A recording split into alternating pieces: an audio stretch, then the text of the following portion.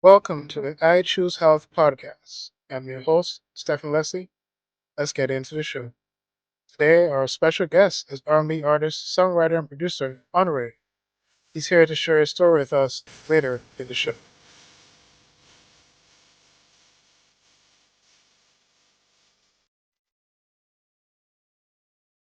In 1948, the World Health Organization defined health as a state of complete physical, mental, and social well-being, and not merely the absence of disease or infirmity.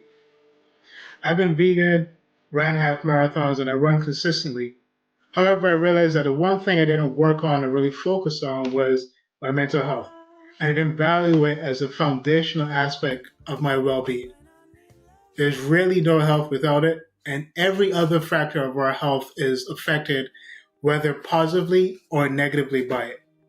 That's why I started this podcast, to create a space where we can discuss all things related to health and shine a spotlight on updates and people that help us move the needle in the direction that will ultimately be better for us. With that said, I want to get into some health updates. An update on red meat from the Harvard School of Health, and more specifically, the Harvard T.H. Chan School of Public Health. It says that red meat consumption is associated with increased type 2 diabetes risk. And it says that replacing red meat with plant-based protein sources may reduce risk of diabetes and provide environmental benefits. And we're going to put a link for that study in the description so you can do a further research on it. And it was saying that they also found that replacing red meat with healthy plant-based protein sources such as nuts and legumes or modest amounts of dairy foods was associated with reduced risk of type 2 diabetes. All right. And oftentimes you may go to the doctor and, he or she may say, well, you may need to reduce your red meat intake because it's leading to all these different problems. And now we're seeing this link to increased type 2 diabetes risk, right? So there's another story there where that helps us, make a decision to, if not to stop completely eating red meat, or at least reduce it significantly. All right. The next study I want to get into is a study on strength training. I'm going to share that here as well. And let me just pull it up. This one says that strength training may reduce health risk of a high protein diet. Now, I want to kind of get into this a little bit because as a trainer, oftentimes we're advising clients who are either trying to build muscle or they're trying to, lose weight. We're oftentimes giving the advice to increase their protein, and they're increasing their protein by a lot. Usual guidelines are a gram of protein per pound of weight. So if you have a client that's maybe 150, 160 pounds, we tell them like, hey, throughout the day, try to get 160 grams of protein in. And the thing about it is that the balance that this study provides is saying that it may reduce health risk of a high protein diet, where strength training may be helping to process all the high protein. So what happens a lot of times is that we'll have clients that will get on the high protein diet, but they may or may not, keep their strength training regimen consistent. So now they're having a difficult time processing that protein, right? So we're going to just look here at what the studies say. The study published in the review preprint in eLife presents what the editors describe as a valuable finding on the relationship between a high protein diet and resistance exercise on fat accumulation and glucose homeostasis. They said the findings will be relevant to dietitians and others trying to understand links between dietary protein, diabetes, and exercise. Dietary protein provides essential nutrients that control a wide variety of processes in the body and can influence health and lifespan. Protein consumption is generally thought of as good, promoting muscle growth and strength, especially when combined with exercise. Yet in people with a sedentary lifestyle, what we touched on before, too much protein can increase the risk of heart disease, diabetes, and death. So we're sharing this study so that you're putting it into balance, you know, what you're taking in terms of protein and that you're not consuming too much, especially if your lifestyle is sedentary. But if your lifestyle is one, whereas like for me as a trainer, I'm training separately and I'm training clients and working out with them oftentimes, my level of resistance training is going to be up more than the average person, you know, that's going to be helpful in terms of helping me process the high protein meals that I'm eating every day. Now, the last study I want to get into, and it's kind of connected to our guest today, I want to get into a study on music and health. I'm going to share that here on the screen. So this study says music and health, what you need to know. Can music be good for you? And it says, yes, according to a body of research, listening to or making music affects the brain in ways that may help promote health and manage disease symptoms. Performing or listening to music activates a variety of structures in the brain that are involved in thinking, sensation, movement, and emotion. So, processing music, listening to music, making music, and oftentimes a lot of that music really speaks to our soul, our emotions. So, it definitely is something that could be helpful in our mental health, our health overall. So, make sure that you're consuming music that you know really speaks to you and really helps you and process the difficulties of life. And I know it seems like a tall task with music, but it is something that definitely will help you probably process or get through your day a little bit better. So with that, we're going to segue into our interview today. We're really excited to have our guest today, Honoré, who is a R&B artist, but he also identifies as a vegan, and you'll see that in the interview today. I hope you guys really enjoy the show, and you guys are able to get a lot of valuable insights from our interview. He is multi-talented. He is a singer, songwriter, producer from Los Angeles. He's the only R&B artist I know whose social media bio says R&B vegan, and the only R&B artist to make me care about the new school R&B. His creative sounds and ideas converge to produce an entirely unique and amazing sound. Audience, please help me welcome Mr. Honoré himself, Honoré. What's up, Stefan? Thank you so much for having me today, man. Really appreciate it. Thank you, man. As I told you before, I was, really fascinated by your bio that started with the tagline R&B vegan. And I kind of want to get into that a little bit later in the show. But I want to talk first about your journey as an R&B artist. I want to talk a bit about what influenced your sound.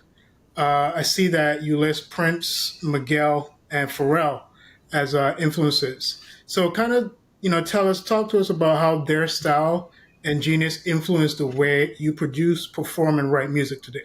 Yes. Um, yeah, definitely. I'm a student of Prince. Prince was and is the greatest, in my opinion, as far as just taking control of your life, your brand, your music. I mean, he wrote, he produced everything since day one.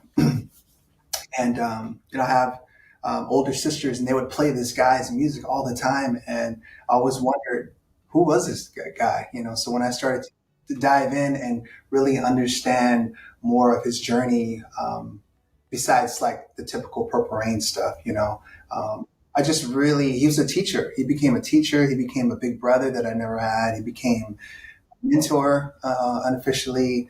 And the mindset of Prince always stuck within me. So, with him and, Pharrell Williams, he's more of a artist and producer, just producing everything from hip hop to R&B to pop.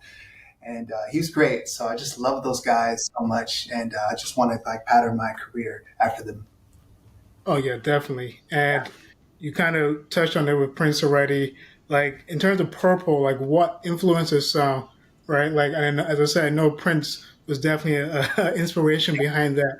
But kind of delve into Purple a little bit and give us a little bit more background on that sound. Absolutely. Yeah, Purple is one of the title track from my current album. It was an album written out of love. I wrote and produced the entire album. I wanted to just kind of emulate like Prince. He was the same thing, just wrote produced everything. So I did my best to have this collection of songs during the COVID period, you know. So it was kind of like my life during that time, COVID and a little bit after COVID. And purple is the color of love. It's the color of royalty. It's real. It's sexy. It's everything about it. So it was kind of my way of paying tribute to the man that I love so much, you know, and kind of giving it my spin on it, you know, the Honoré sound. Yeah. Yeah. And I kind of want to get into like Cassette, right? Mhm. That was an amazing track. Thank you. I really like the concept of cassette, like using that word. You know, it provides the musical imagery of a cassette player, right? But Yes. then it also helps the person listening to music understand that, you know, you want to go back. You want to go back to a time where, you know, maybe the love was strong or maybe, you know, the love was good. So kind of get into that track a little bit as well. Ooh, yeah. Cassette is a fan favorite too. That's a song written out of regret. You know, I do my best to create music that could be universal, and it could be mean multiple things to many people throughout the world. You know, I'm sure at one point in time, we all wish we could go back and redo something, whatever that may be. So yeah, that was a song that, you know, I kind of like when I was in the studio, I was listening to Biggie. You know, I let my tape rock to my tape pop, you know, and I heard that one line and I was like, wow, that's so cool. And sometimes my inspirations for songs can be a conversation with somebody. It could be something I've heard or seen, a movie, something from my personal life. But yeah, when I started to listen to that, I just kind of delved in, and my spirit just guides me to create these amazing works of art, you know.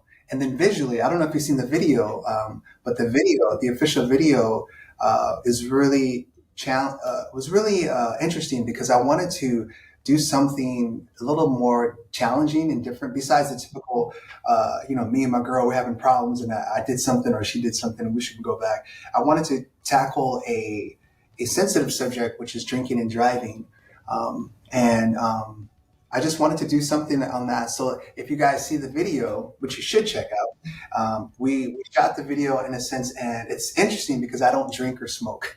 I'm probably one of the cleanest brothers you would want to know. And but I took on the role of I was in a relationship with a girl, and I was like the alcoholic. And we're at the bar. I'm drinking, and then we leave the bar. And I was so adamant about driving me and my girl to wherever we're going, and the outcome of that was not so great. So, and then we shot the whole video. The storyline is shot in reverse. It's pretty clever of how we wanted to do it. And for me, as an artist, to tackle something like that, besides the typical in the club popping bottles, but to tackle something like that, I just wanted to speak uh, to whoever was willing to listen, and share a message of like, look, I can't tell you what to do. I don't want to tell you what to do, but just the thought, if you're going to drink, just please take an Uber or a Lyft. You know, be responsible, because your actions could spiral into something that it could affect somebody totally innocent, or yourself or your loved one. That's totally true. And funny that you brought up the Biggie thing because I was going to ask if the sample was hard to clear. Yes, yeah, it's all good. I don't want to get sued. You know, I want to keep the little Very money I got. Yeah, I know Ms. Valletta Wallace is definitely protecting the legacy of her son and the memory of absolutely. her son. So Yeah. yeah, R.I.P. Biggie. Shout out. yeah. Now I'm Hmm. going to use a line from one of your songs to kind of segue into what we want to talk about next. So this is a very interesting line. I might be vegan, but tonight I'm doing bunny rabbit. Right, the Yeah, first time. I mean, when I heard that line, I'm not gonna lie. I'm a person that when I'm, you know, consuming music, I have to hear it in the car. yeah, And so I'm like driving, I'm listening to it, and I just bursted out laughing, right? yes, But like I appreciated the like creativeness of it, and yeah. it's like that still that like sexiness to it to be able to Mhm. like hey, I'm vegan, and this might be like a corny flirt, but Yeah, let me just let you know like what's about to happen, yeah. right? It's about And to so pop I off. Yeah. Yeah, the first time. Thank you, man. These are some really questions. I really appreciate it. The first time is another single off the Purple album, and when I wrote that one, it was a really interesting song because obviously, I'm an R&B singer. I love I love love, and I love to write about relationships, and me being in a relationship with this beautiful woman, uh, and just to kind of like, yo, like, can you make it the first time? In my experience in life, and then when I wrote the song, the tagline about the vegan part, I might be vegan, but tonight I'm doing.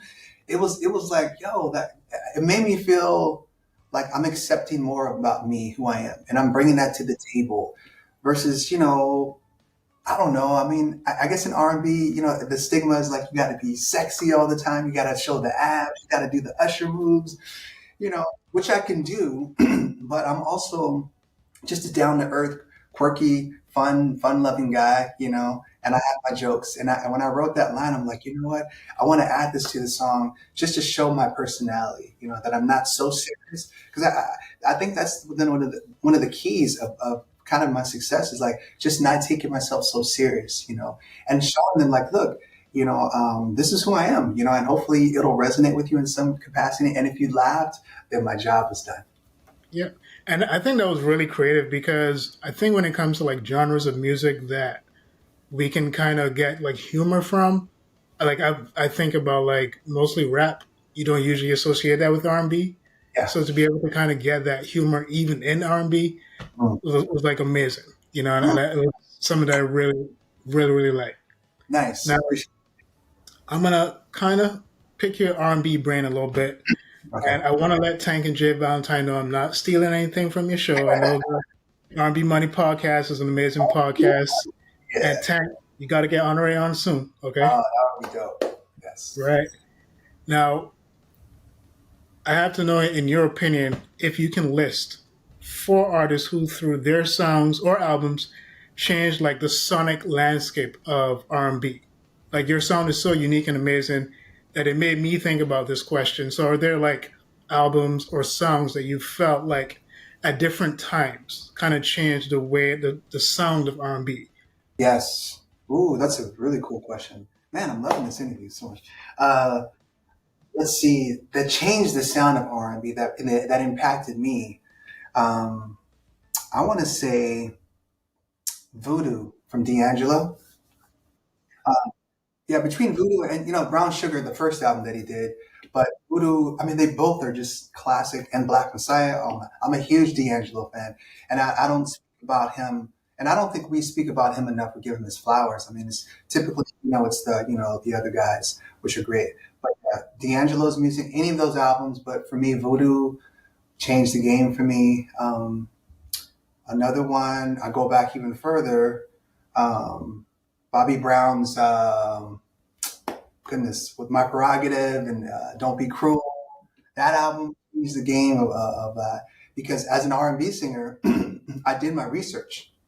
Even though some of these songs or albums may not have came out, when I was like really really little or not even around, but you have to understand the beginnings of where this stuff comes from. If I'm going to proclaim I'm an R&B artist, I need to know about the old school. I need to know about the stuff that happened. Even from the Temptations to the stylistics to the Earth, Wind and Fire to the Stevie Wonders. That's another one. Stevie Wonders albums are amazing. That was another one that changed the landscape. Just diving into it. Donny Hathaway too. Donny Hathaway, like it's the beauty about streaming and different things. So I may hear something or hear somebody is like an artist, and I could just instantly go to Spotify and check out their albums, and just do the research.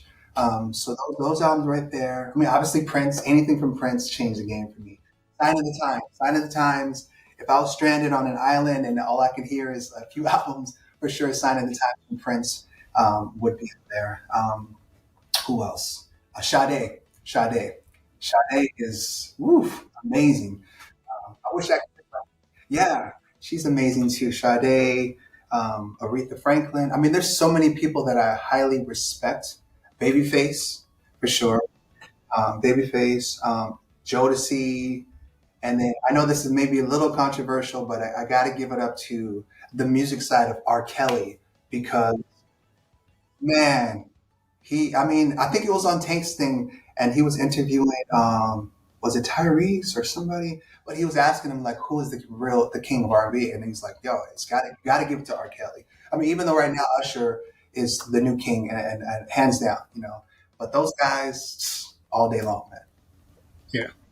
No, that's amazing, man. And I kind of want to use this time to kind of like segue into speaking about your journey as like a vegan, right? Yeah, And your health. And I know for me, like becoming a vegan, I became a vegan 17 years ago.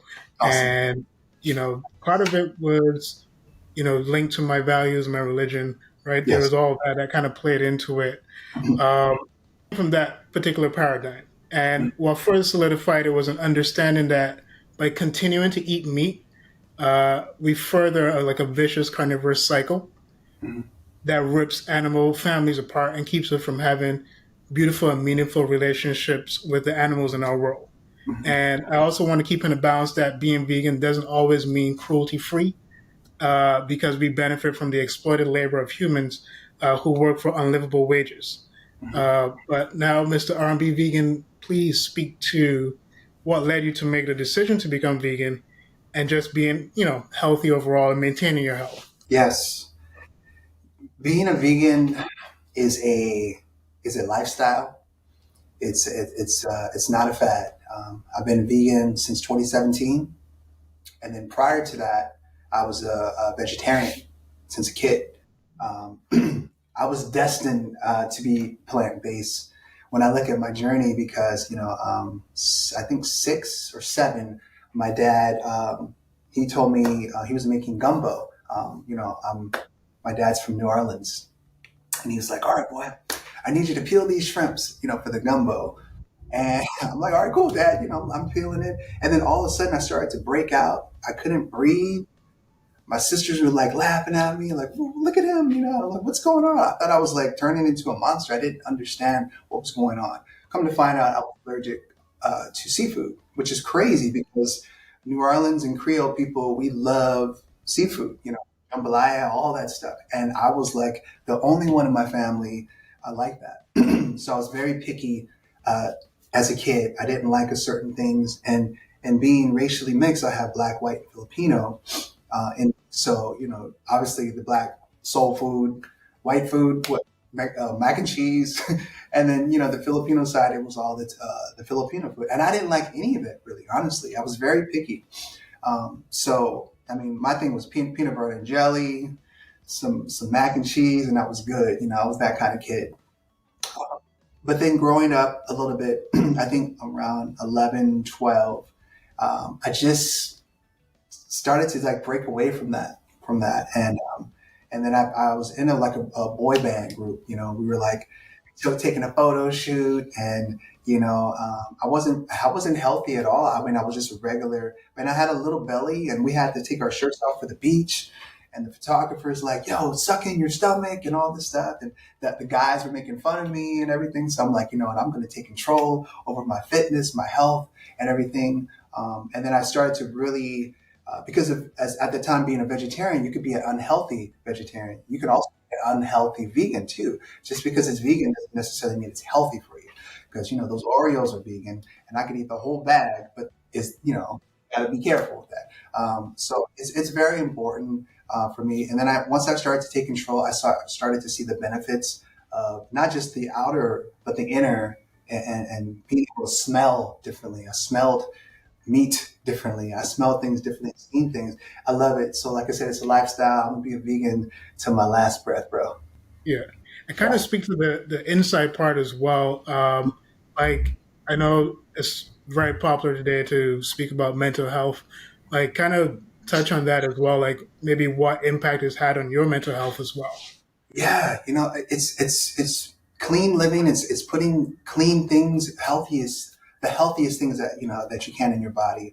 I was able to, I don't know, I've been plant based for so long. It's just a normalcy to like be able to get up and go run and do my thing and have a clear vision of the world. I feel like we communicate better.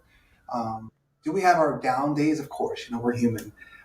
But my mental health and just keeping your body regulated and in check to a point where it's like, look, I'm in control of my body. I want to be able to like sustain a healthy life, whatever that number is. But while I'm here, I want to do something good about it. I want to be able to influence. I want to be able to be an example of what a good person, because there's good people who are not vegans.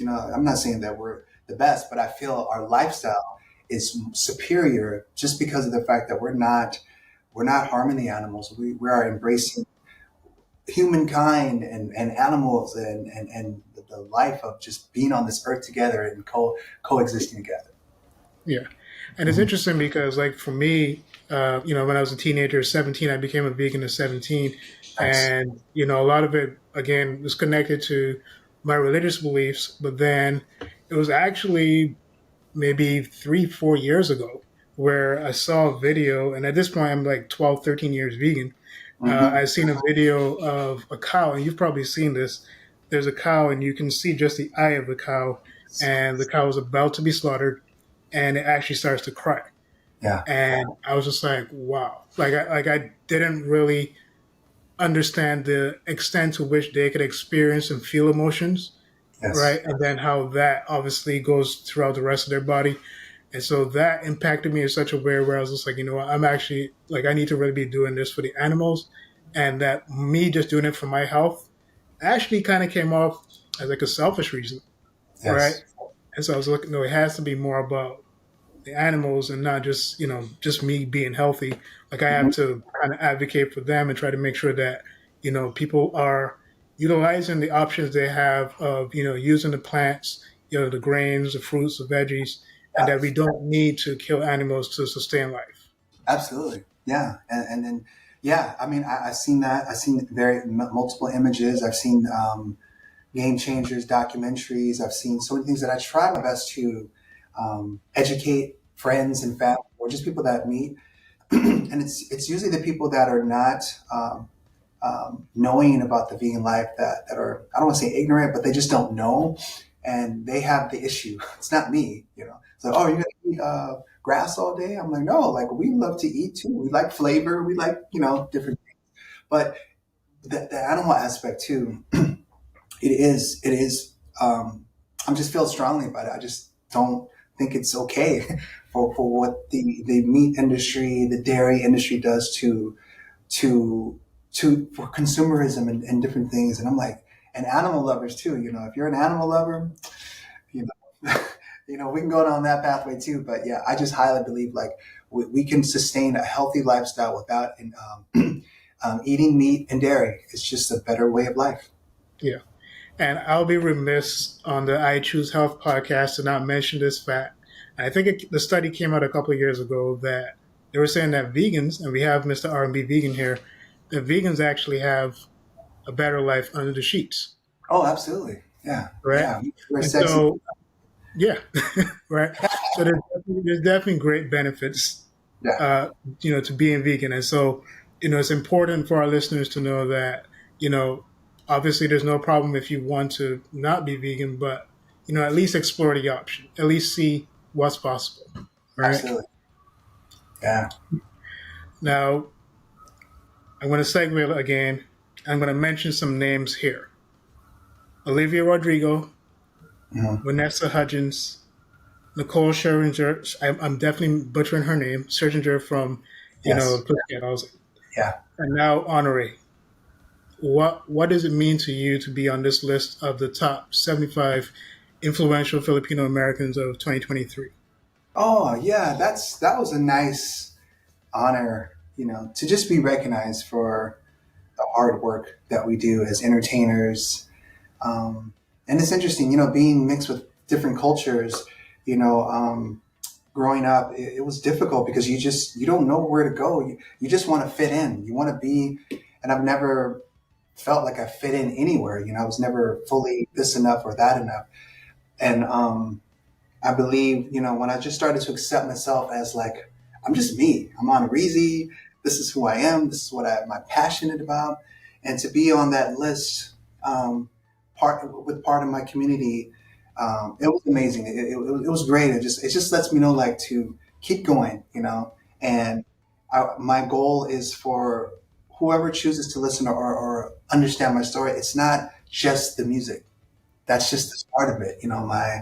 My involvement in the community, my health and fitness, my mind state, my positivity. I want that to kind of speak more volumes, even more than the music. The music is just kind of like it catapults me to greater venues. So.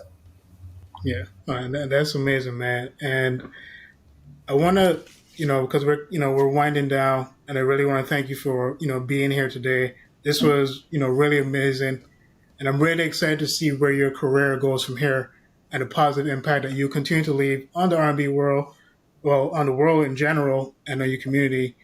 And I wanted to take this time to to plug anything that you have going on, tell the people where they can find you and your new projects. You can go ahead and plug that here. Awesome. Thanks a lot, Stefan. Yeah, guys, thank you so much for listening to this my little story here. I'm just a dude here from Los Angeles. I've been working really hard on myself to just continue to challenge, to elevate, to pivot and elevate. And I just want to be an example of that, to anybody that listens or understands my story. The music is it means the most to me. It means so much to me because, it was my voice. It's been my voice. It kind of gets people's attention. So with the music, the new album Purple is out on all streaming platforms. So if you have Spotify, Apple, Tidal, any of those streaming platforms, take a listen to it. You might find some things on that album that speaks to you. It comes from a good place. I'm very proud that I wrote and produced it. So you can find that there. You can also follow me on Instagram, Honore Music. That's Instagram right there. It's just the way to get to me. You can send me DMs, if it's professional and kind, I'll get back to you. I really want to be able to like tap into my audience, which is multiple demographics too, because I have the R&B crowd, I got the health and fitness, the vegan crowd, also the mixed kids crowd. So if you're feeling a little inadequate, like I don't know where to fit in, I know. So I want to be able to speak to that. So it's just like these are my demographics, and I just want to be able to reach them more, and anybody else too, So if you choose to listen, follow my music, follow my journey, support me, and just know that I'm working hard every day to create wonderful works of art to provide for your listening pleasure. If you see me live in concert, that's another experience there. I'm working on the next new album for 2024. So there's a lot going on around here. And I also want to kind of get into this because I definitely heard some features on the album. Is there like a collective? Because I see there's Honoré music. I think there was one song, I forget the young lady, I forget her name, but I think she was rapping on the song. Oh, Soul Uh, Train. Mhm. yes. Is there like a collective that is going Yeah. on? I've been blessed to work with a lot of cool artists here in Los Angeles and globally as well. Yeah, and they're all kind of doing their thing, and it's just nice to collaborate with like-minded people who are just really on the verge of greatness. And yeah, it's amazing. So watch out for Soul Tree, Noah Lazarus from Q York. They're doing amazing things. I'm working with some new artists Mhm. here in the States as well, and it's just great. So listen to Purple. Stay in contact with me, and just know that I'm constantly in the studio, ready to release new music for early next year as well. All right. Well, Honoré, I really appreciate it, man. This was great. Yes, And, well, that's it, everyone. Thank you again for tuning in to I Choose Health. Make health personal. Made the choice to be healthy. Made the choice to be you. yes.